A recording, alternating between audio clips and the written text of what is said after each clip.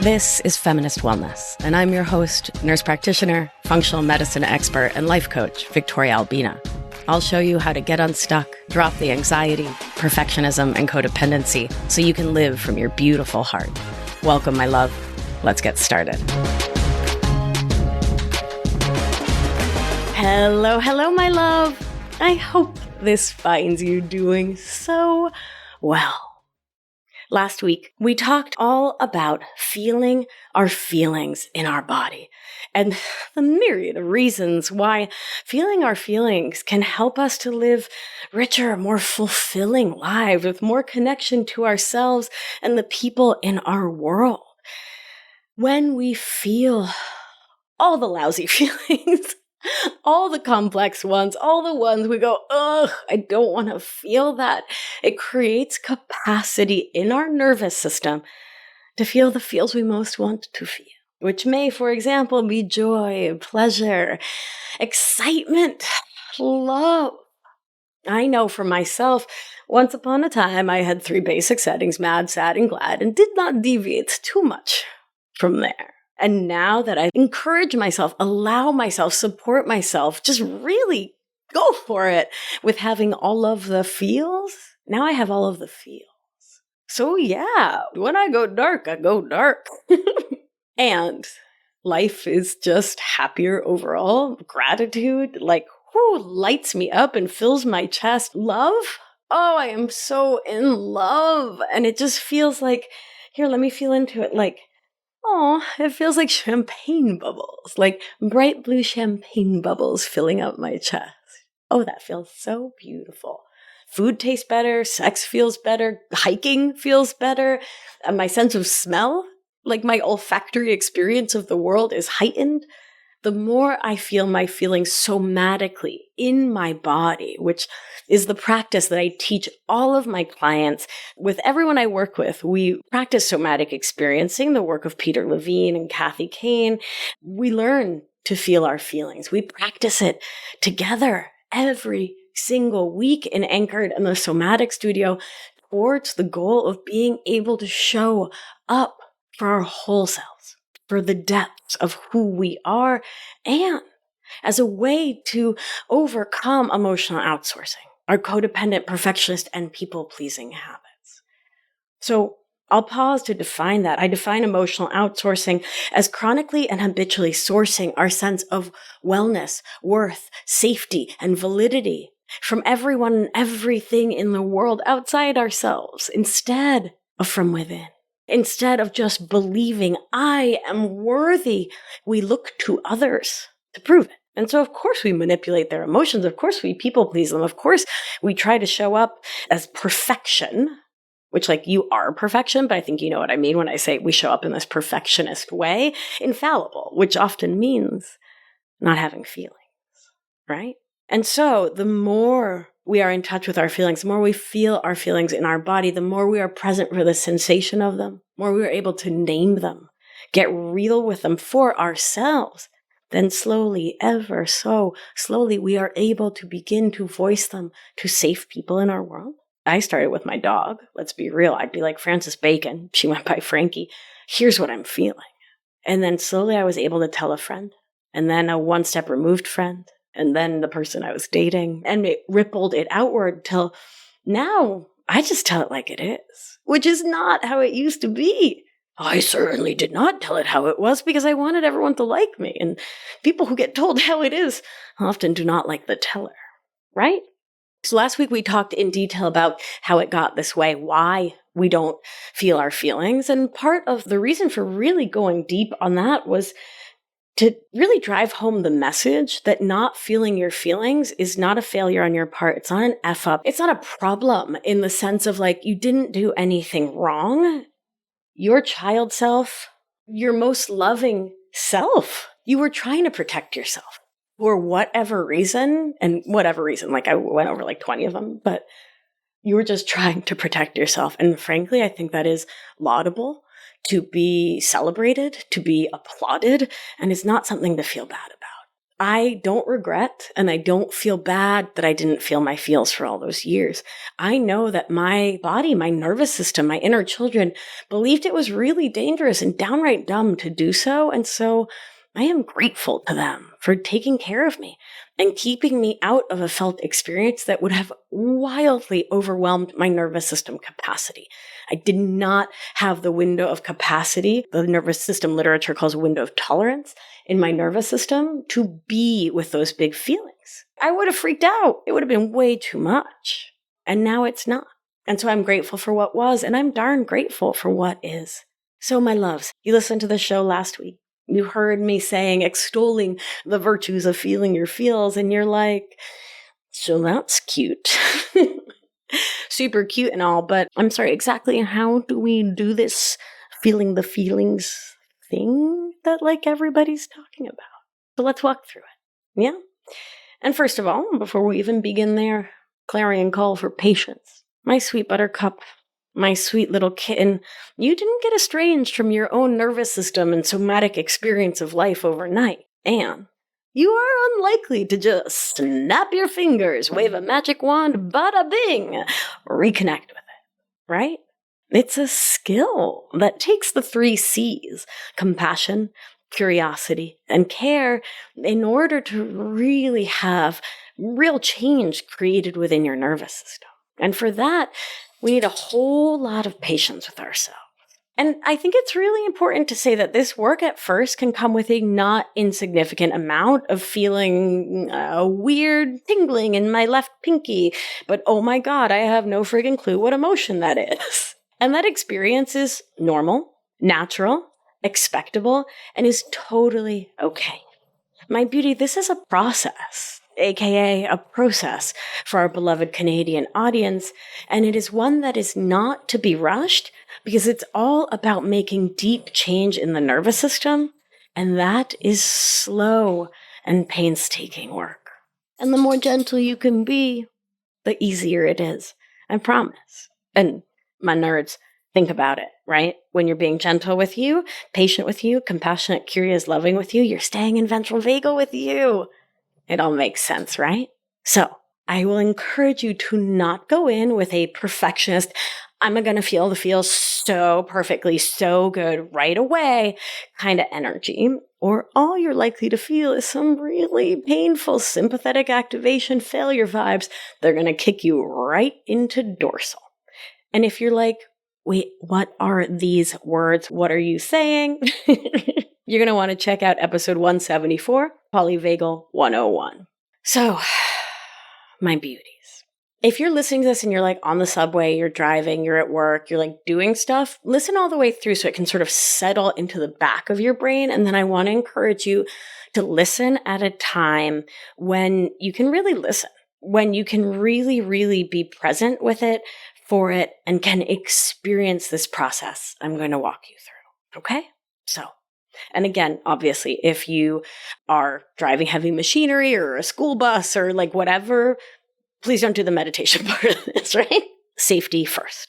My friends always joke, safety fifth, fashion first, 2, 3, and 4 are up to you. Well, that's what we used to say. I would change it to safety fifth, style first. And if you don't know the difference between style and fashion, check out my episode with Judith Gatton. Oh, that woman is a goddess. Feminist take on style, not to be missed. Okay, so my darling, I want to invite you to find a quiet place, a quiet moment. Perhaps you light a candle or some incense. Perhaps you're in the bath. Perhaps you're in bed or under your bed.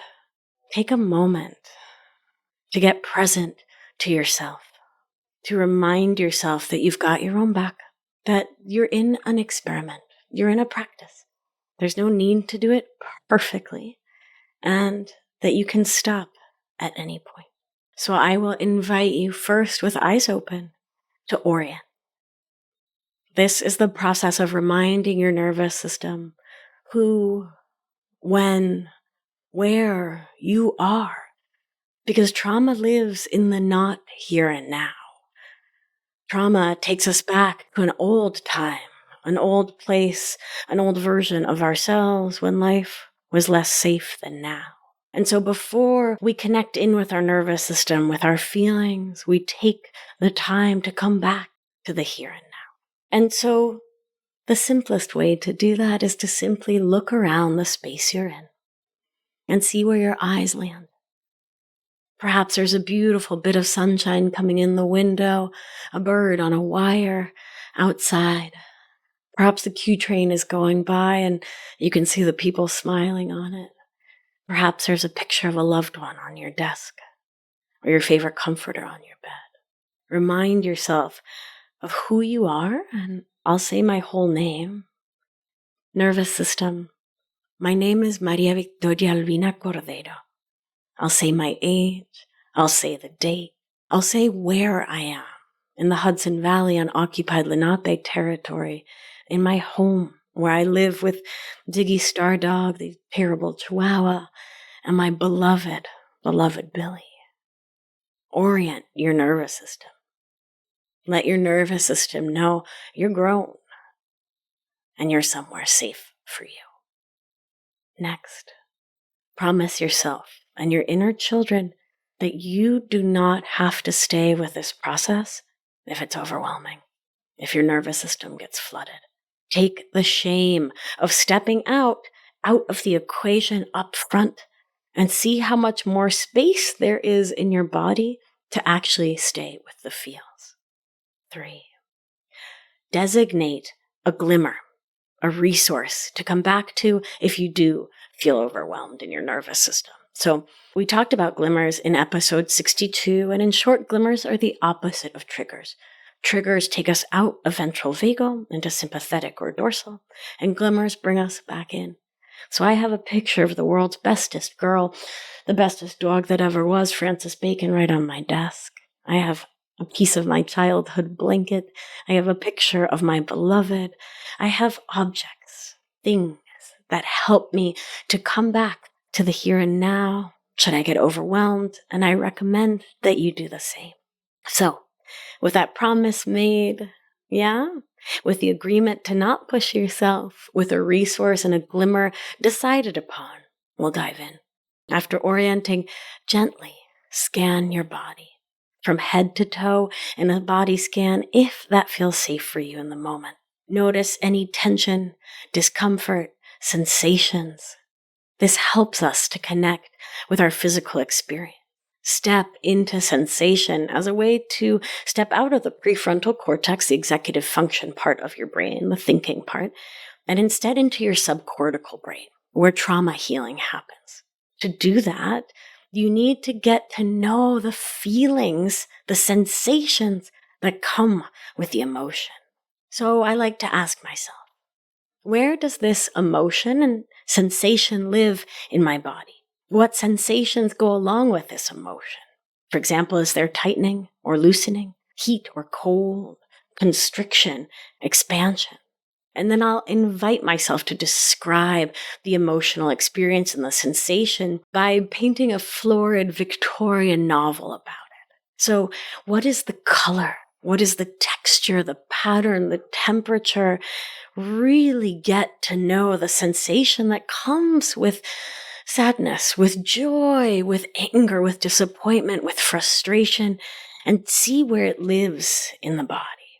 Next, as you get to know it, as you notice it and step into a deep sensation-based experience of your own feelings, next comes the most challenging bit for most of us, which is to allow the feeling, to give it space, to allow the emotion to just be there in your spine, in your belly, in your knees, in your throat, behind your eyes, without trying to change it. I like to remind myself that emotions are like waves. They come and they go. They come and they go. And that nary a one is permanent. Emotions are friends to get to know and not enemies to run from or push away. And I know they can feel like really not great friends sometimes. Come on, I get it. I live here too. And the more I remind myself, my emotions are here for me, to teach me, the more that I can really stay with it and not try to take some deep breaths or change the experience. I can just be there.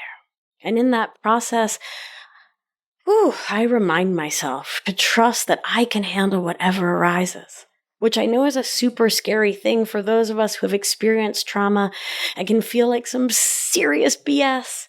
And I'm here to promise you that it's not. When you stay present and with yourself, your nervous system will always guide you to come out the other side of an emotion, always, because science, that's how it works.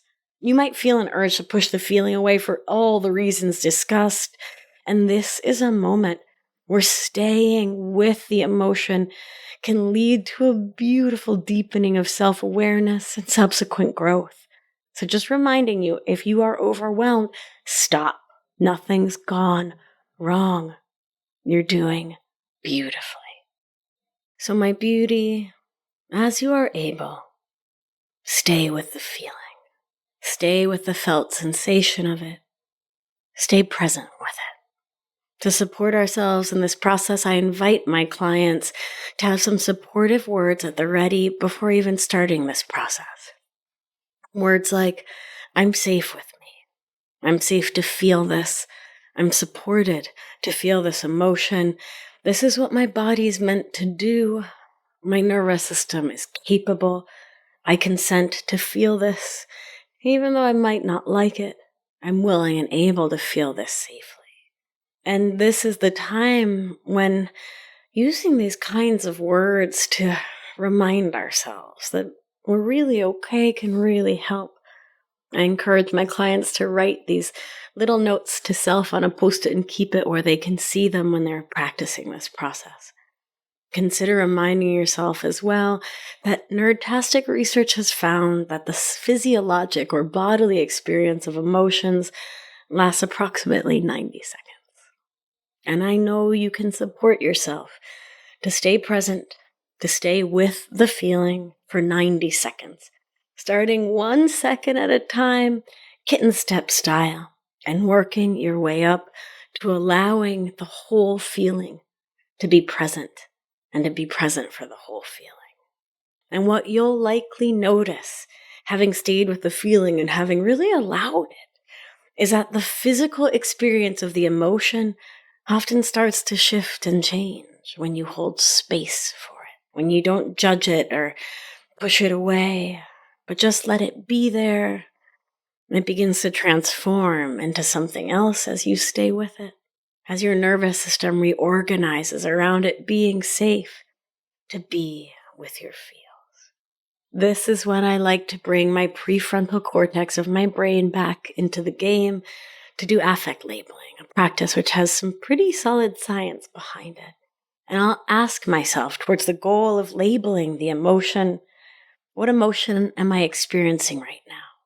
Still, we're not judging, managing, or changing the emotion. We're simply observing and labeling it. Is it sadness, anger, joy, something else that you're feeling in your body right now?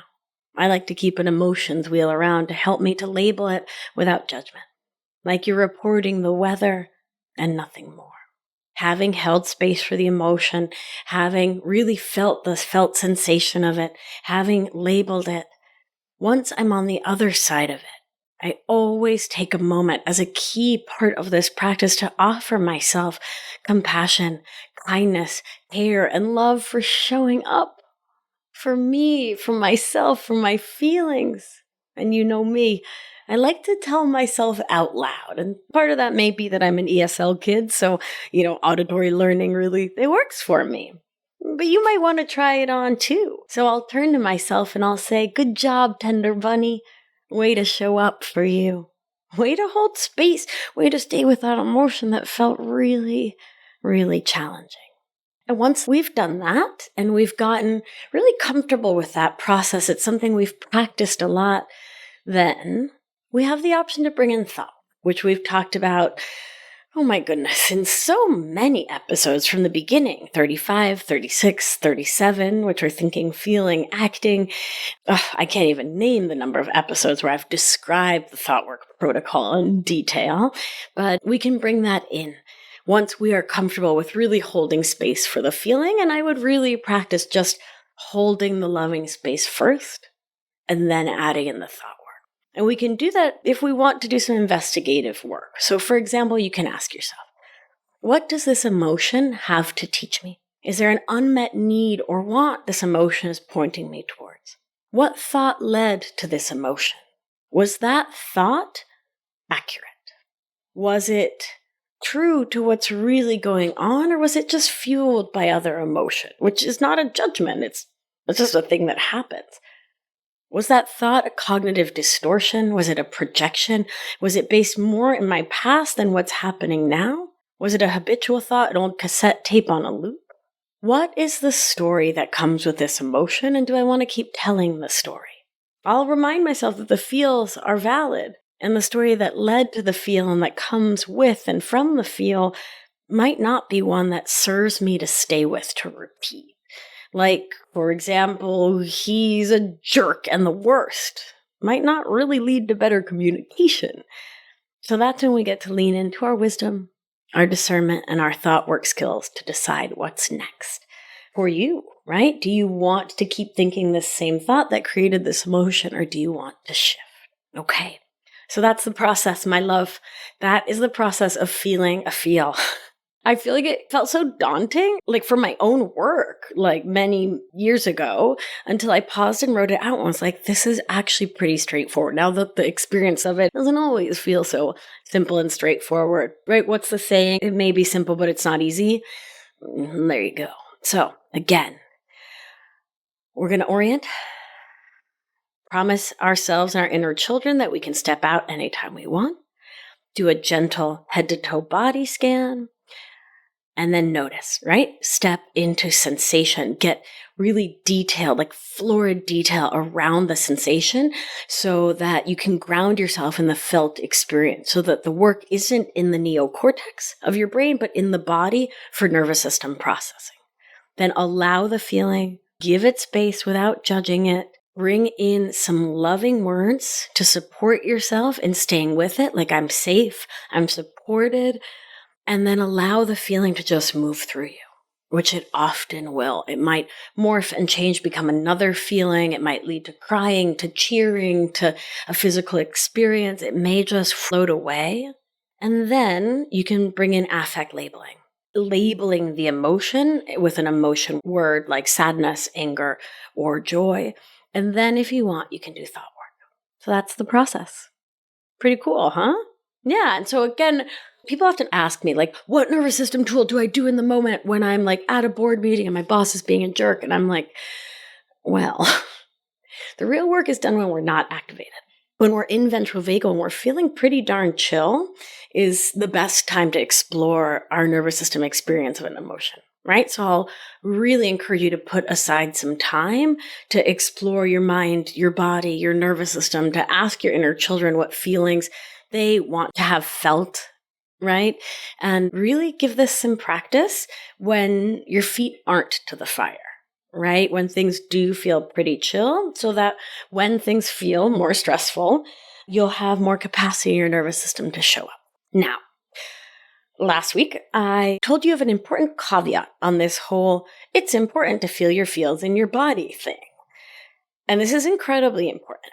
And this is when your body has been the site of trauma that is unprocessed, or, if you have a CPTSD or PTSD diagnosis and the trauma is really alive within you, it may not feel safe to feel anger or sadness or even joy in your body. Both make sense because science, and is totally okay because, come on now, right? My beautiful little turnip, you went through a thing. And it's likely to be a process to just casually feel your feelings in your body. And that's cool. That's what is. You don't have to like it, but I want to encourage you to accept it because it's what is.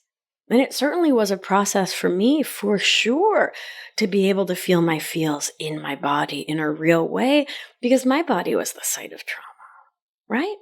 This is when we both kitten step the process of feeling the feels And maybe just start with feeling the feels on the edge of your body.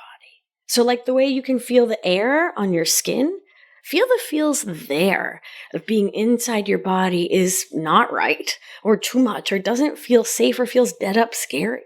Studies show that there is no prize given for flooding your nervous system, for freaking it out by diving into the wreck without an oxygen mask. Slow your roll. Be gentle. Perhaps where you're at is to just start with some orienting and affect labeling, and you stay out of the body and just connect with the emotion where it's to start. And if that's where you're at, I applaud you for knowing it and for honoring it. And I want to invite you to consider working with a trained and thoughtful coach like myself who has specific training in things like somatic experiencing, or with a trauma therapist. It's generally a good call, says I. I'll also add something that we see as secret in somatic experiencing, which is that if your body is hiding something from you, leave it be. Don't go pulling the hood off alone. No. Trust your body. If you ask your belly what it's feeling and it's like, oh, nothing to see here, I'm just nauseous and whatever, but there's no emotion, I'd recommend just telling it, that's okay, great, thanks, belly. And then let your trauma therapist know that there's something in your belly that might need care at some point, back up off it, and trust that it'll reveal itself as your nervous system is able to handle what it has to say. That is, please don't go pushing and shoving your nervous system around. It serves no one, and in fact, can be seriously re-traumatizing. And before we go, I want to remind you that I have a free offering, an orienting nervous system exercise. We did orienting today together, and I go into it in way more detail, and it's free. So why not? You also get an inner child meditation, a boundaries meditation, other little goodies. If you go to victoriaalbina.com, there's a teal bar at the top of the screen. You just click that, and that takes you to victoriaalbina.com/free-meditations. Keeping it simple here. And that's where you can download the free meditations, including the orienting exercise. So go grab that if you haven't already. It can be really helpful in this process. There you have it. My perfect, tender, beautiful ravioli. Feeling Your Feelings 101. I love somatics, not just because the practices have profoundly changed, reshaped, and in many ways saved my life, but because it's the perfect blend of science and woo, just like me, and likely just like you. Oh my God, I'm so cheesy. I love that about me. Thank you for joining me on this journey of self-discovery today. Together we can start to break free from the chains of societal conditioning, can embrace our vulnerability, and can remember that our emotions and the felt sensations in our body are not our weaknesses, they are our superpowers. They guide us towards a life aligned with our true selves. Remember, you have the power to feel your feelings, and by doing so, you can transform your life, your relationships, your communities, and the world. If you enjoyed this episode, please subscribe, follow, leave a rating and a written review, and share it with friends, and tag me on the social media. It makes me smile. Let's empower each other to embrace our emotions and live authentically. Want to? I do. All right, my darlings, let's do what we do. Gentle hand on your heart should you feel so moved. And remember, you are safe, you are held, you are loved. And when one of us heals, we help heal the world. Be well, my beauty. I'll talk to you soon. Thank you for listening to this episode of Feminist Wellness. If you want to learn more all about somatics, what the heck that word means and why it matters for your life, head on over to victoriaalbina.com/somatics webinar for a free webinar all about it. Have a beautiful day, my darling, and I'll see you next week. Ciao!